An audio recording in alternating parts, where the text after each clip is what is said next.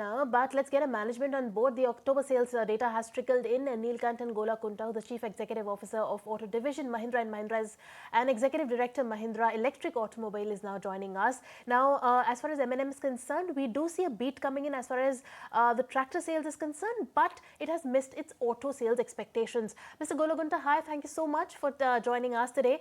Firstly, tell us, how is the demand shaping up specifically for Scorpio N, XUV 700, XUV 3XO and Bolero? How's that shaping up for now? Thank you for the time. So November turned out to be a strong month for M&M SUVs on auto division.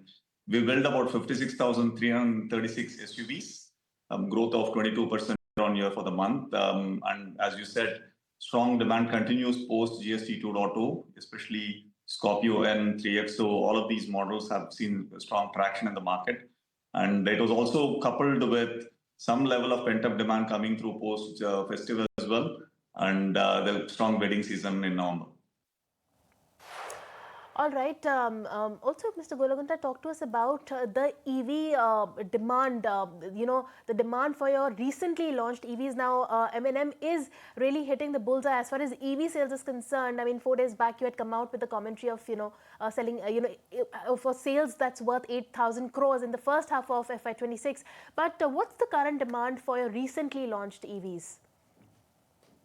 So it's very early. We launched the first 7-seater e-SUV in the market, electric origin SUV for us, just last week on Thursday. So far, the feedback has been quite good from media and who have done the reviews. But early days yet, we have not sent the vehicles out to the dealerships, but we plan to do that in the late part of this year, in the early part of January, and we'll see how the demand is.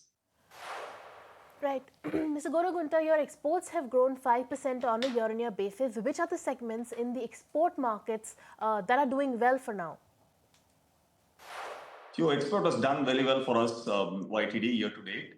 South Africa and Australia, both of them have done quite well for us. And primarily, the growth has been driven by 3XO, which we launched in both these markets in the earlier part of the year. So we've got strong customer traction on both these markets for XUV 3XO, please. Okay, and as far as segment-wise performance is concerned, passenger vehicles versus commercial vehicles, which segment do you think will drive the next leg of growth for M&M? Both of them have seen strong traction for us. I wouldn't take one or the other. Like I said, GST 2.0 has triggered strong demand across both of it. So we are seeing strong traction from customers across both the segments. Also, talk to us about the festive season sales and the sales that come through post the GST cuts. How's that shaped up for you? Yeah, festive has been good. And as you know that September 22nd is when the GST 2.0 had kicked in at that point in time. So clearly quite a bit of demand had come through for both passenger vehicles as well as commercial vehicles for us. And on the commercial vehicle side, the replacement cycle got kick-started with GST 2.2.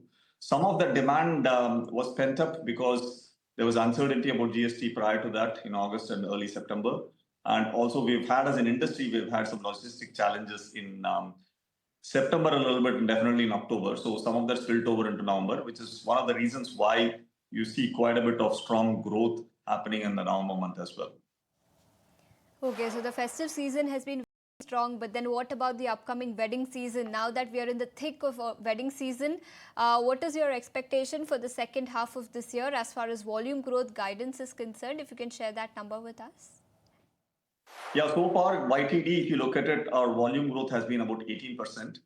That's in line with what we said is mid to high teens growth for the year in SUVs. Our expectation is going into the next 4 months of the fiscal, we should be looking at similar mid to high teens growth for SUV volumes. Also, talk to us about the new launches. What is on the anvil for the second half of FY26? Yeah, for sure. So we have an event in Jan where we are looking at launching a new ICE SUV as well. We have just launched the electric origin SUV, but there's an ICE SUV major launch coming up in early Jan. Also, take us through the waiting timeline for some of your high-selling models, the likes of Bolero and Thar. How are you managing your supply chain, and what's the timeline when it comes to waiting? Yeah, supply chain has been quite strong. We had scaled up our capacity over the last few quarters, and that has really helped us across both Tar Rocks, Bolero, as well as 3XO. But the demand has been secular, I would say. Scorpio N has done well. Bolero, we had a refresh coming up in early October. That has really helped us on the Bolero sales as well. And 3XO, specifically diesel models, have started to pick up post the GST change. Right, since December is usually a month of heavy auto discounts, are you providing any discounts, and to what extent? Yeah, it will be a typical December month for us, last month of the before wind switchover. So specific targeted interventions we will do on discount schemes, not across all of the different models, but very specific variants that we will do. But definitely customers should be looking forward to some good discount schemes for themselves.